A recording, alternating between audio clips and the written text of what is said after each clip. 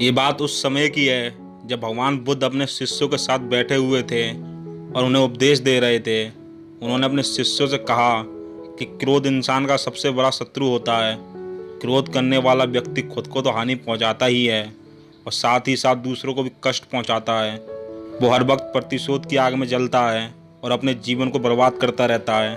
जब बुद्ध के उपदेश खत्म होने वाले ही थे तो वहीं पास से गुजरते एक व्यक्ति ने बुद्ध से बोला, तू एक ढोंगी है।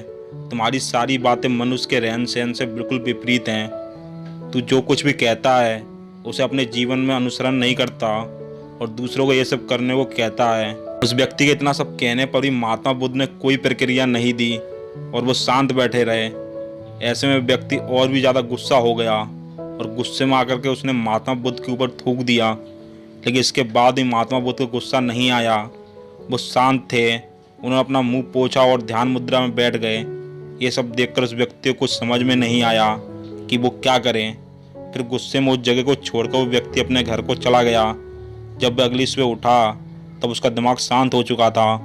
दिमाग शांत होते ही उसे ये एहसास हुआ कि उसने गुस्से में क्या कर दिया, कितनी बड़ी गलती कर दी।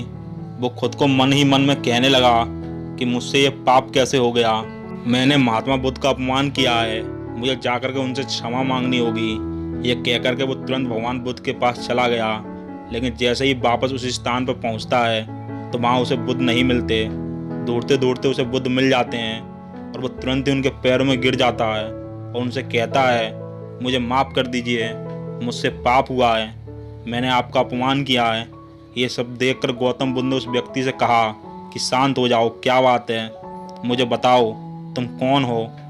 गौतम बुद्ध के ये पूछने पर वो व्यक्ति चौंक गया और सोचने लगा कि बुद्ध मुझे कैसे भूल सकते हैं, मैंने तो उनका सभी के सामने अपमान किया था। कुछ सोचने के बाद उसने महात्मा बुद्ध से कहा कि मैं वही व्यक्ति हूँ जिसने कल आपका अपमान किया था और आप इतनी जल्दी भूल गए। इस बात पर बुद्ध बोले, हम कल की बातों पर कल पर ही छोड़ देना चाहिए। वो अच्छा हो या फिर बुरा, उसके बारे में बार बार विचार नहीं करना चाहिए।